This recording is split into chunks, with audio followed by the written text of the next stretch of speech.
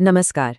आज हम बात करेंगे भारत के उन महान सपूतों की जिन्होंने बहादुरी की ऐसी मिसालें पेश की जो आज भी हमें प्रेरणा देती हैं। जी हाँ, आज हम जानेंगे भारत के परम वीरों की गाथा।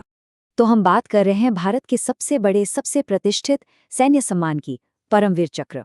और देखिए, ये सिर्फ एक मेडल नहीं है, ये प्रतीक है उस हिम्मत का, उस बलिदान का जिसकी कोई मिसाल नहीं। तो सवाल उठता है कि ये परमवीर चक्र आखिर है क्या? आसान भाषा में कहें तो ये भारत का सबसे बड़ा मिलिट्री अवार्ड है। ये उस सैनिक को दिया जाता है जो दुश्मन के सामने, मतलब बिल्कुल आमने सामने, असाधारण वीरता दिखाए या फिर अपने आप को कुर्बान कर दे। और इसकी शुरुआत हुई थी 26 जनवरी 1950 को, ठीक उसी दिन जब भारत एक गणतंत्र बना। चलिए, अब उस पहले हीरो की कहानी में चलते हैं जिन्होंने इस सम्मान की पहली इबारत लिखी। ये कहानी है मेजर सोमनाथ शर्मा की। तारीख थी 3 नवंबर 1947 और जगह थी कश्मीर में बडगांव। बस यहीं, इसी जगह पर भारतीय सेना की बहादुरी का एक ऐसा पन्ना लिखा जाना था जो इतिहास में हमेशा के लिए दर्ज हो गया।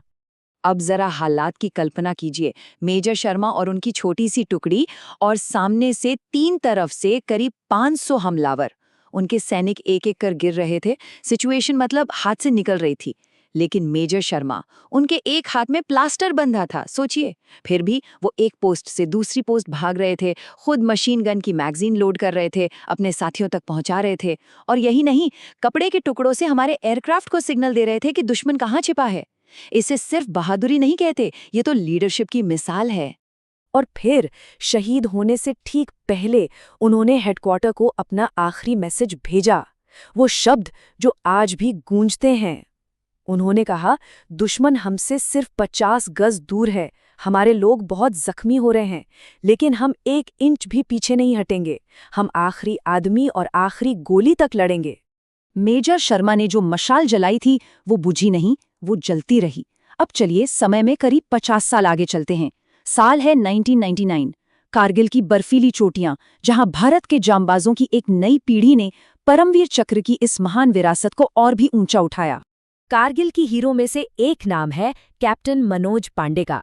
उनका मिशन था खालूबार टॉप पर कब्जा करना। अब ये कोई मामूली पहाड़ी नहीं थी, ये एक ऐसी स्ट्रेटेजिक पोस्ट थी जहां बैठकर दुश्मन हमारी हर हरकत पर नजर रख रहा था। इसे वापस लेना मतलब बहुत ही ज्यादा जरूरी था। तो कैप्टन पांडे ने क्या किया? उन्होंने अपनी प्लाटून को 2 हिस्सों में बांटा।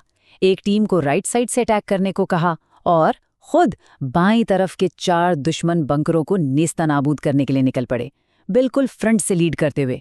पहले ही हमले में उन्होंने 2 बंकर उड़ा दिए। इसी दौरान उन्हें गंभीर चोटें आईं, लेकिन वो रुके नहीं। जख्मी हालत में भी उन्होंने तीसरा बंकर तबाह किया और चौथे बंकर को खत्म करते करते उन्होंने देश के लिए अपना सर्वोच्च बलिदान दे दिया। हमारी अगली कहानी है ग्रेनेडियर योगेंद्र सिंह यादव की। उनका मिशन था टाइगर हिल। टाइगर हिल कारगिल जंग की वो चोटी थी जिसे जीतना मतलब जंग जीतना था, क्योंकि वहां से दुश्मन पूरे सेक्टर पर आग बरसा रहा था। ये एक गेम चेंजर था। लेकिन इस कहानी में जो बात सबसे ज्यादा हैरान कर देती है वो है उनकी उम्र। जानते हैं, जब ग्रेनेडियर यादव ये सब कर रहे थे, मौत को बार बार चकमा दे रहे थे, तब वो कितने साल के थे? सिर्फ 19 साल। जी हाँ, सिर्फ 19 साल। उनकी कहानी पर तो यकीन करना मुश्किल है। वो अपनी 7 लोगों की कमांडो टीम में अकेले जिंदा बचे थे। उनके शरीर में कई गोलियां लगी थीं, हाथ पैर में। उनका बायां हाथ तो टूटकर बिल्कुल बेकार हो गया था। लेकिन उन्होंने हार नहीं मानी। उन्होंने अपने उसी बेकार हो चुके हाथ को बेल्ट से अपनी कमर पर बांधा और सिर्फ कोहनियों के बल रेंगते हुए आगे बढ़े। और न सिर्फ दुश्मन के बचे खुचे सैनिकों को ढेर किया, बल्कि उनकी आखिरी पोस्ट पर भी कब्जा कर लिया। ये किसी फिल्म की कहानी नहीं, हकीकत है। और अब बात कारगिल के उस हीरो की जिसका नाम ही बहादुरी का दूसरा नाम बन गया, कैप्टन विक्रम बत्रा, जिन्हें दुनिया शेरशाह के नाम से भी जानती है। कारगिल में कैप्टन बत्रा का सफर बहुत तेज और असरदार रहा। 20 जून 1999 को उन्होंने एक जबरदस्त दिलेरी दिखाते हुए पॉइंट 5140 पर कब्जा किया। वो जीत बहुत बड़ी थी। इसके तुरंत बाद उन्हें एक और भी मुश्किल जिम्मेदारी मिली, पॉइंट 4875 को वापस लेना। और इसी मिशन में अपनी टीम को लीड करते हुए, अपने एक जख्मी साथी की जान बचाते हुए, कैप्टन बत्रा ने देश के लिए अपनी जान न्यौछावर कर दी।